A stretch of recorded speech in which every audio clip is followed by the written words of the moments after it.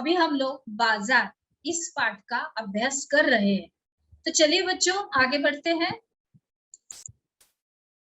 अभी हम लोग यहाँ पे देख रहे हैं कि बाजारों के श्रृंखला के अंतर्गत अभी दिल्ली के ये 10 थोक बाजारों में से 4 ऊपर दिए गए नक्शे में दिखाई दिए गए हैं। इसमें आजादपुर, केशवपुर, दरियागंज और ओखला, ये 4 जगह पे हम लोग ये थोक बाजार है, ये उनके नाम है।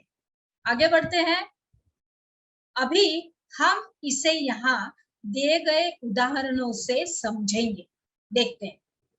हर शहर में थोक बाजार का एक क्षेत्र होता है, यानी कि थोक बाजार से जो व्यापारी खरीदी करता है, हम लोगों ने इसके पहले विभाग में देखा, पड़ाव में देखा उस वहां पे।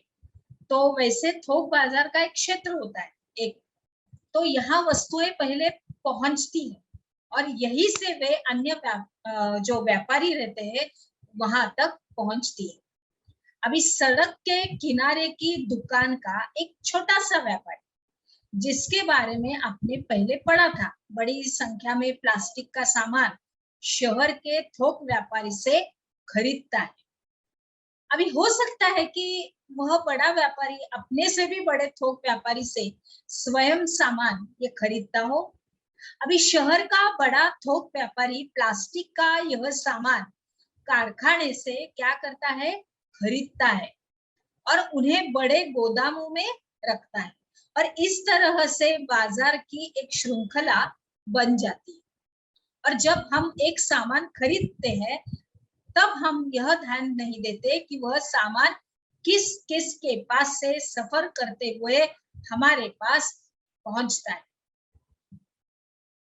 समझ में आया? पहले थोक व्यापारी वो बहुत सारी मात्रा में खरीद के फिर दूसरी व्यापारी को बेच के फिर वहां से वो चल के हमारे पास आता है। आगे बढ़ते हैं बच्चों। अभी आफ्ताब शहर में सब्जियों का एक थोक व्यापारी। अभी इसके बारे में क्या लिखा है हम लोग देखते हैं। चलिए जाते हैं विश्लेषण में और पढ़ाई में। आफ्ताब उन थोक व्यापारियों में से एक है जो बहुत ही बड़ी मात्रा में खरीदी दारी करता है और उसका व्यवसाय सुबह 3 बजे से आरंभ होता है। कितने बजे से? 3 बजे से। इसी समय सब्जियां बाजार में पहुंचती है और यही समय है जब सब्जी बाजार या सब्जी मंडी में गतिविधियां जो रहती है वो तेज हो रही होती है। सुबह के 3 बजे उस वक्त और आसपास और दूर दराज से खेतों से ट्रकों, मैटाडोर, ट्रैक्टर की ट्रॉलियां में सब्जियां यहाँ आने लगती है और जल्द ही नीलामी की प्रक्रिया आरंभ हो जाती है। बड़े बड़े टोकरे रखे हैं देखो यहाँ पे। उसके बाद क्या हो जाता है कि आफ्ताब भी इस नीलामी में शामिल हो जाता है। जैसे सब्जियां देखकर वह तय करता है कि आज के दिन वह क्या क्या खरीदेगा। उदाहरण के लिए वह आज के 5 क्विंटल फूल गोभी और 10 क्विंटल प्याज खरीदता है और शहर में उसकी एक दुकान और एक गोदाम भी है जहां वह सब्जियों को रखता भी है और बेचता भी है और यहाँ वह फुटकर व्यापारियों को सब्जियां बेचता है जो सुबह 6 बजे के आसपास वहां आने लगती है। अभी यहाँ से उसकी दिन भर के लिए खरीदारी करने के बाद ये जो छोटे व्यापारी है ये लगभग 10 बजे के आसपास अपने क्षेत्र में अपनी दुकान खोल लेते हैं, जबकि शुरुआत कितने बजे होती है बच्चों? 3 बजे सुबह। ये सब कुछ ये गतिविधियां, ये श्रृंखला है सुबह 3 बजे से चालू हो जाती है और असली दुकान खुला जाता है 10 बजे सुबह। आगे जाते हैं। अभी हर जगह बाजार हमने देखा है कि अलग अलग जगहों पर तरह तरह के बाजार है जहां तरह तरह की वस्तुएं खरीदी जाती है, बेची जाती है और ये बाजार अपनी अपनी जगहों पर और अपने समय पर अपनी तरह से ही काम करते हैं। अभी कई बार तो ऐसा होता है बच्चों कि यह भी आवश्यक नहीं होता है कि आप सामान खरीदने के लिए बाजार ही जाएं। अब तो तरह तरह के सामान के लिए फोन पर से या तो फिर इंटरनेट से भी हम लोग ऑर्डर कर सकते हैं और सामान हमारे घर तक पहुंच दिया जाता है। हम लोग फोन करते हैं और घर पे सामान आ जाता है। आपने देखा होगा कि नर्सिंग होम और डॉक्टर के क्लिनिक में भी कुछ कंपनियों के प्रतिनिधि अपना सामान बेचने का कार्य कर रहे होते हैं, और इस तरह हम देखते हैं कि बेचना और खरीदी करना कई तरीकों से चलता रहता है, और यह जरूरी बिल्कुल नहीं है कि वह केवल बाजार की दुकानों से ही होता हो। ये बहुत ही जरूरी है। आगे देखते हैं बच्चों। अभी यहाँ पर हम लोग देख रहे हैं कि कुछ शहरी क्षेत्रों के लोग इंटरनेट के जरिए घर से बाहर कदम रखे बिना ही बाजार में प्रवेश कर लेते हैं, और वे अपने क्रेडिट कार्ड से ऑनलाइन खरीदारी कर लेते हैं। देखिए यहाँ पे हम लोग एक लैपटॉप का चित्र देख रहे हैं, यानी कंप्यूटर का भी हो सकता है वो।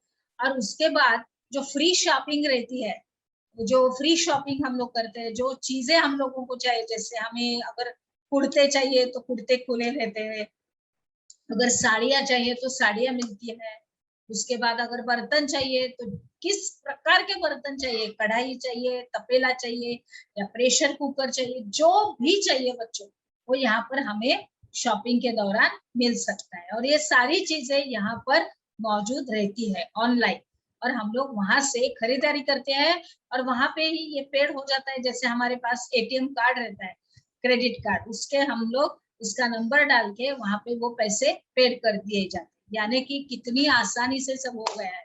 अभी तो बाजार करना, पहले तो हम लोगों ने देखा कि किस तरह से एक दिन का साप्ताहिक बाजार, उसके बाद हम लोगों ने श्रृंखला देखी पड़ोस का बाजार का एक दुकान, उसके बाद हमने शॉपिंग मॉल देखे, फिर उसके बाद हम लोगों ने ये श्रृंखला है सब किस तरह से खरीदी बेची जाती है, वो भी सब कुछ हमने इसमें विश्लेषण देखा कि किस तरह से खरीदारी जाती है।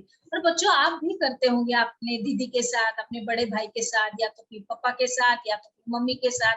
आप भी ऑनलाइन शॉपिंग में, मुझे तो लगता है कि आप भी भाग लेते होंगे। जैसे आपको कुछ खरीदारी करनी हो, जैसे आपको कोई आपका जन्मदिन हो और आपको कोई केक अच्छी लगी होगी इंटरनेट पर, और आप लोग आपके मम्मी पापा के साथ बैठ के वो केक आपको ऑर्डर किया, तो आप लोग ऑनलाइन से भी ऑर्डर कर सकते हो। या तो फिर आपको कोई कपड़े पसंद आए तो वो भी आप लोग इस के जरिए, आप इंटरनेट के जरिए अपने मम्मी पापा के साथ या तो फिर अपने बुजुर्गों के साथ, यानी बड़े लोगों के साथ आप अपनी खरीदारी कर भी सकते हैं।